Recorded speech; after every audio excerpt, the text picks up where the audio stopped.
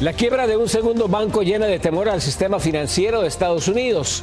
El presidente Joe Biden aseguró que el sistema está a salvo, pero millones de personas se preguntan si esta crisis habrá de afectar sus bolsillos. Las inundaciones no dan tregua al estado dorado de California. Las calles quedan bajo el agua a puertas de una nueva tormenta que amenaza a miles de personas.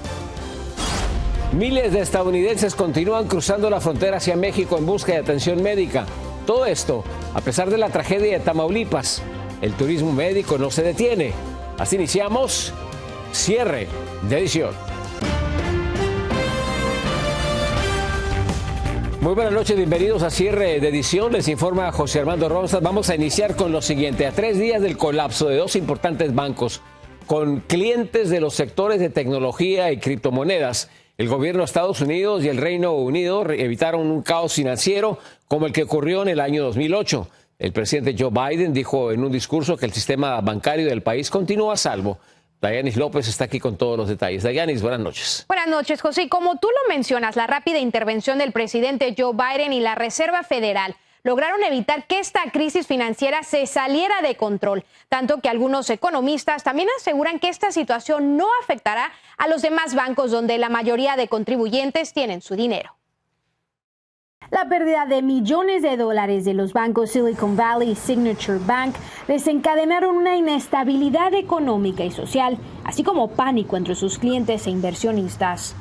Not knowing whether or not the company you've spent 5 years building was going to go away overnight as a result of something as, I think, sort of unpredictable as a collapse of a bank was really hard, even just for my family and I to just even comprehend. Este banco fue uno de esos bancos que tomó muchos riesgos y no reportaba sus condiciones no solamente al gobierno, pero tampoco a sus inversionistas. Por lo que autoridades federales, además de tener que cerrar estas instituciones financieras, se vieron obligados a darle a los miles de afectados los depósitos para mantener a flote sus negocios e inversiones. Americans can have confidence that the banking system is safe. Your deposits will be there when you need them.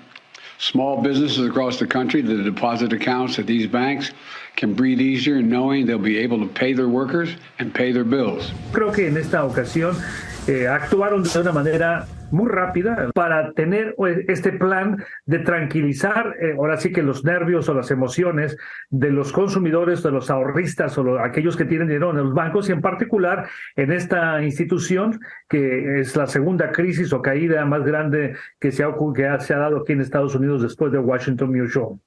El economista Ramos asegura que aunque esta situación también es resultado de la crisis sanitaria, el incremento desacelerado de la inflación y al mismo tiempo el aumento de la tasa de interés no afectará al resto de los bancos o cuentas de los contribuyentes. Ahora bien, para evitar más daño, la Reserva Federal tendrá que incrementar la tasa de interés de una manera muy mesurada. A pesar de esta amenaza financiera, economistas recomiendan a los contribuyentes a no entrar en pánico, que en estos momentos el sistema bancario del país no va a colapsar y esto tampoco afectará a los sectores crediticios ni de refinanciamientos. José. Muchísimas gracias por tu reportaje, Dayani. Muy buenas noches. En otra información, en el estado de California, millones de personas ya se preparan para recibir una nueva embestida de la madre naturaleza. Los residentes aún no se recuperan de la última tormenta y desde esta noche serán impactados por intensas lluvias, más inundaciones y destrozos por los fuertes vientos. Todo por un nuevo río atmosférico, el 11º de esta temporada invernal, que va a afectar gran parte del estado dorado, donde ya hay 40 condados en estado de emergencia. Y estas son imágenes de la ciudad de Pájaro, en California. Las calles quedaron inundadas al romperse una presa. Un dron captó la inundación generalizada que convirtió en ríos las calles en esa pequeña comunidad de menos de 4,000 residentes. Hubo unos 100 rescates y se ordenó desalojar sus hogares a unas 2,000 personas. De acuerdo a las autoridades, podrían pasar meses antes de que puedan regresar. Y a un día de los incidentes ocurridos en el puente internacional entre migrantes y las autoridades, ahora quienes buscan asilo en Estados Unidos dicen estar arrepentidos por el intento desesperado del día de ayer. María Teresa Sarabia con las reacciones. muchos de los cientos de desesperados migrantes que intentaron ingresar por la fuerza a Estados Unidos a través del puente que conecta El Paso, Texas con Ciudad Juárez, México, admitieron estar arrepentidos porque piensan que eso les afectará en un próximo trámite de petición de asilo. Oye, todo el mundo está tranquilo, arrepentido de todo lo que hicieron ayer. Yo me siento mal porque al final lo que hicimos fue, no sé, hacer aglomeración entre todos ahí para nada, porque no pasamos nada y no pasó nada para allá. En las impresionantes imágenes de lo ocurrido que circularon por todo el mundo, se ve a quienes se creen su mayoría son venezolanos, muchos cargando a sus niños en los hombros y en los brazos, escenificar la caótica estampida para tratar de ingresar al país vecino. Entonces son cosas, hermano, que uno aquí se desespera. ¿Verdad, hermano? Uno aquí, la gente aquí está desesperado. Entonces, ¿qué es lo que están jugando con nuestra necesidad? Los elementos de la Guardia Nacional solo atinaron a hacerse a un lado para no ser arrastrados por la multitud y evitar que se desatara la violencia. La situación se salió de control luego de que circularan rumores de que los iban a dejar ingresar a la ciudad de El Paso, y eso no sucedió.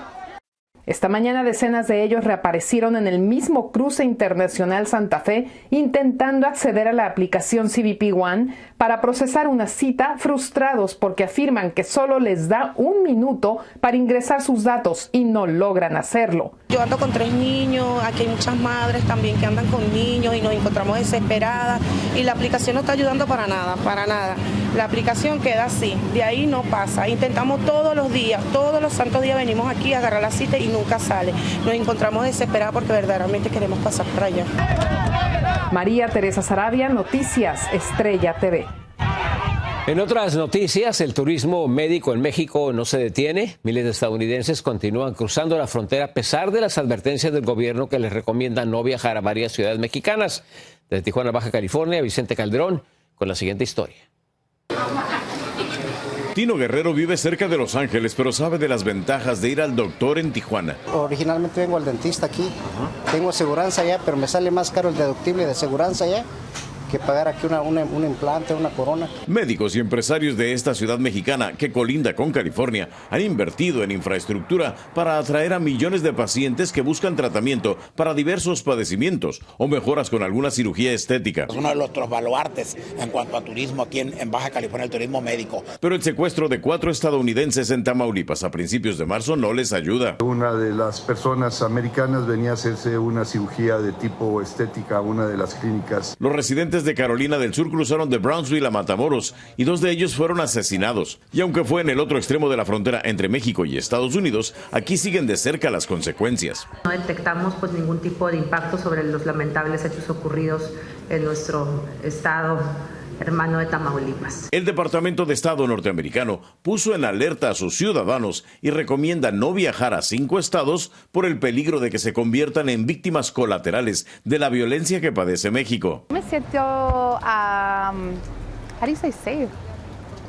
¿Segura? Congresos como este para mostrar las bondades del turismo de salud son comunes en toda la República, pues este sector deja una gran derrama económica. La gente aprovecha para ir de compras a los restaurantes o a la playa. Recientemente modificaron la ley estatal tratando de evitar que los pacientes caigan en manos de charlatanes. Estamos cuidando el turismo médico y estamos cuidando a los pacientes y a quienes confían en nuestro estado y en nuestros profesionistas. Son muchas las entidades en México que promueven el turismo médico, pero entre ellas destaca Baja California, donde aproximadamente 3 millones de personas llegan a esta entidad fronteriza con ese fin. En Tijuana, Vicente Calderón, Noticias Estrella TV. El día de hoy, el presidente Andrés Manuel López Obrador recibió una delegación de congresistas estadounidenses. La Comisión Bipartidista estadounidense y el mandatario mexicano hablaron sobre las acciones que se están tomando en contra de las cadenas internacionales del suministro de fentanilo, así como químicos para su elaboración. El diálogo también sirvió para resaltar los esfuerzos que se hacen para mantener y ampliar el comercio entre ambas naciones. En Miami, las autoridades están en busca de los autores de la posible profanación de tumbas en el panteón de esa ciudad. Creen que fue vandalismo o tal vez un ritual de santería. Ronald Hacha tiene lo último sobre este caso. Aparentemente ocurrió la madrugada del domingo en el cementerio de la ciudad de Miami, el más antiguo de la ciudad, ubicado en el 1800 del noreste de la Segunda Avenida. Esta tumba habría sido vandalizada y abierta y luego cubierta con esta madera. La policía de Miami estuvo revisando el área hasta las 2 de la tarde del domingo. Aproximadamente a las 4 de la madrugada, los oficiales fueron a revisar un disturbio en la tumba en el cementerio de la ciudad, la misma que habría sido abierta. Y fue un voluntario que se dio cuenta cuando limpiaba el área. En la investigación se aprecia que la lápida o cubierta de piedra fue abierta y también el ataúd. Existe la posibilidad que este caso se trate de vandalismo o quizás actos o rituales de santería. El voluntario del cementerio Ronnie Harvitz nos explica. Tenemos mucha santería practicando aquí en Miami, pero nunca había visto algo así en más de 30 años. Un trozo de madera cubría la tumba y la cripta estaba abierta. Supe de inmediato que iban por los huesos o cosas así. Manuel Erice, reconocido santero y babalao cubano, nos habla de estos actos. Muchas ceremonias que son de madrugada, aspectos de nosotros, secretos de nosotros, pero no mandamos a nadie a que vaya a hacer nada a un cementerio, a coger ningún resto humano, a ningún tipo de práctica de esas. No estamos de acuerdo con ese tipo de práctica. La policía está tratando de averiguar si esto es parte de un ritual religioso o una broma de mal gusto o quizás algo siniestro. Desde Miami, Florida, soy Ronald Hacha, Noticias Estrella TV. Captan a un hombre en Nueva York cuando roba $22,000 de una camioneta con la ayuda de un cómplice. Un video muestra al ladrón quebrando una ventana para extraer joyas y una computadora portátil, mientras que otro sujeto seguía a la víctima y a su acompañante a una sinagoga en Brooklyn para asegurarse de que seguían rezando. La policía espera dar con ellos con la ayuda de estas imágenes de vigilancia. Regresamos después de una pequeña pausa. Sigan con nosotros. El admirado y muy querido Papa Francisco cumple una década como líder de los católicos. Y las autoridades de un país centroamericano no se dan abasto para atender la llegada de cientos de migrantes. Detalles al regresar.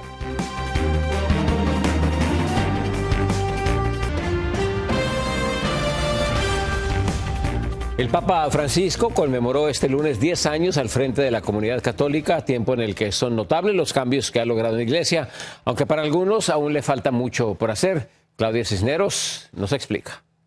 El domingo, un día antes de celebrar el 10º aniversario de su elección como pontífice, el Papa Francisco reunió a miles de fieles católicos de todas partes del mundo en la Plaza de San Pedro para presenciar el Ángelus y conmemorar los 10 años de gestión de su papado. De acuerdo a miles de fieles católicos, el Papa Francisco históricamente volvió a lo esencial del Evangelio, siempre con el mensaje que la Iglesia es la casa para cualquier católico. Los llamados puros, los llamados pecadores, los divorciados, los que se vuelven a casar, los homosexuales, así como las personas transgénero. Fue el 13 de marzo de 2013 que el cardenal argentino Jorge Mario Bergoglio fue elegido como el Papa número 266 de la Iglesia Católica. En la primera votación de la tarde, cuando empecé a tener muchos votos, el cardenal Humes, que lo tenía acá, se acercó y me dijo: no te asustes, así obra el Espíritu Santo.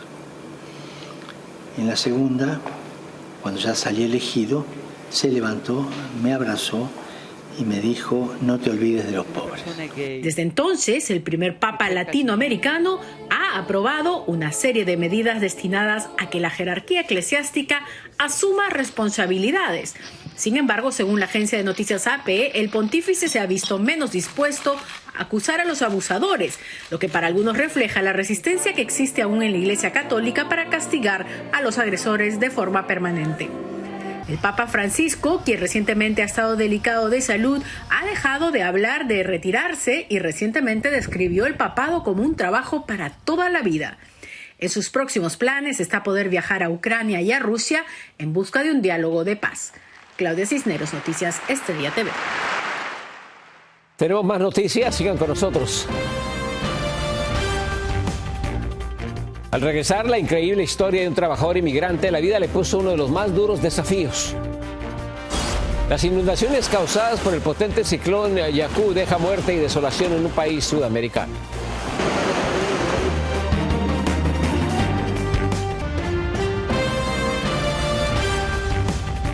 En Illinois, un trabajador inmigrante casi pierde la vida al electrocutarse mientras trabajaba. Perdió 3 extremidades, pero eso no ha impedido que siga luchando para lograr salir adelante.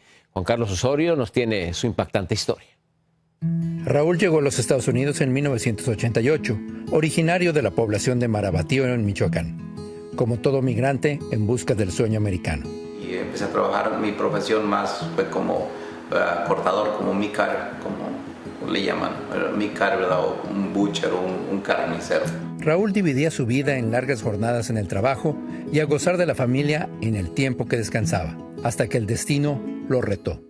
Se accidentó Raúl y perdió 3 extremidades. Ese día Raúl hacía labores de mantenimiento en su casa. Con la ayuda de su suegro, un tío y un amigo, decidieron podar un árbol sin saber que la vida le cambiaría por completo. Recibí una descarga eléctrica por medio de un árbol donde estábamos trabajando. Raúl fue llevado a un nosocomio local, pero de ahí fue transportado a un centro de trauma especializado en la ciudad. Tenía muchas quemaduras, que tenía muchas heridas muy graves, que estaban, que había llegado inconsciente, que estaban los cirujanos con él. El resultado fue la amputación de los brazos y su pierna. Raúl permaneció en coma por más de 3 días. Y ahora sin los 2 brazos y sin una pierna, ¿cómo iba yo a lidiar o a enfrentarme a esa nueva vida? Lo he visto como un reto. Para mí lo he visto como es otra oportunidad. Hoy, a casi 6 años del trágico accidente, Raúl volvió a caminar nuevamente y utilizando sus prótesis con maestría. Tanto así que subió a la famosa Torre Willis de Chicago, los 103 pisos o lo que serían 2.232 escalones. Aferrándose a cada paso y a la vida, Raúl comparte sus experiencias con otros que sufren amputaciones y motivando a los que más lo necesitan. Desde el Parque Memorial en Evanston, Illinois, Juan Carlos Osorio, Noticias Estrella TV. La oleada de migrantes de diferentes países que llegan a Honduras crece día con día y ha rebasado la capacidad de las autoridades para atender sus necesidades. Lilian Caballero nos habla de esta crisis que parece no tener fin. El ingreso de migrantes irregulares extranjeros ha llegado a su punto más alto en Honduras. Diariamente están ingresando por la zona oriental del país alrededor de 1.000 a 1.500 migrantes.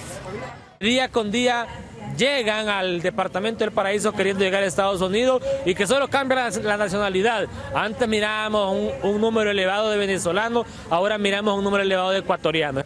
Los migrantes hacen largas filas y bajo el sol en las afueras de la oficina de migración para obtener un salvoconducto o permiso migratorio que les da acceso de 5 días para transitar libremente en territorio hondureño.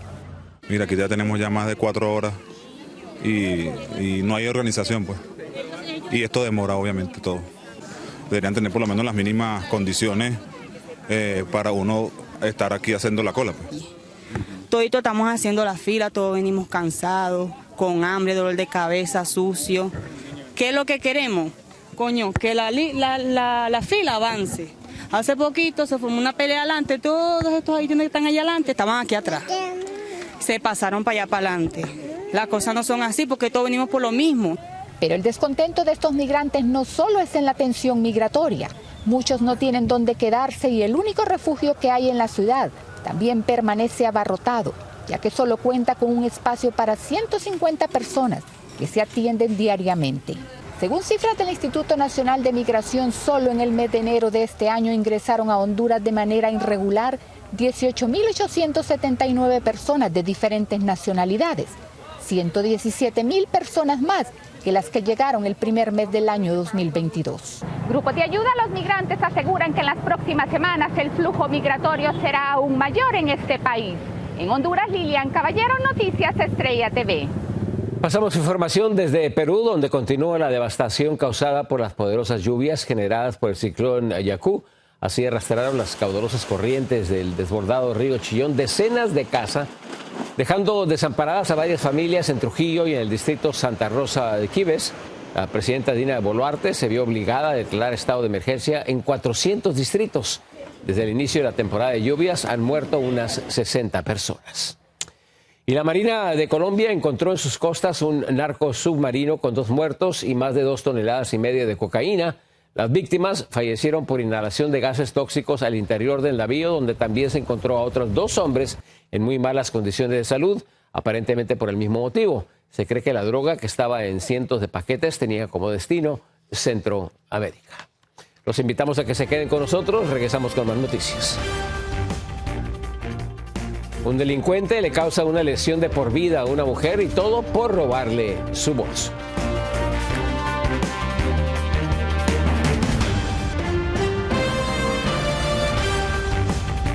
Un ladrón le arruinó la vida a una mujer de 49 años al azotarla en el piso solo para robarle el bolso en un horrendo crimen. Esto ocurrió en Houston, en Texas. Vean las imágenes. El sujeto azotó en el piso a su víctima después de seguirla a lo largo de 23 millas, desde un cajero automático hasta un centro comercial. El criminal primero la abrazó para despojarla de sus pertenencias y luego la lanzó con violencia al suelo, causándole una lesión en la médula espinal. El sospechoso logró escapar y las autoridades piden ayuda para tratar de identificarlo. Muy buenas noches, feliz inicio de semana, gracias por su sintonía. Esperamos contar con ella el día de mañana en Cierre Edición. Yo soy José Armando Ronstadt. Muchas gracias.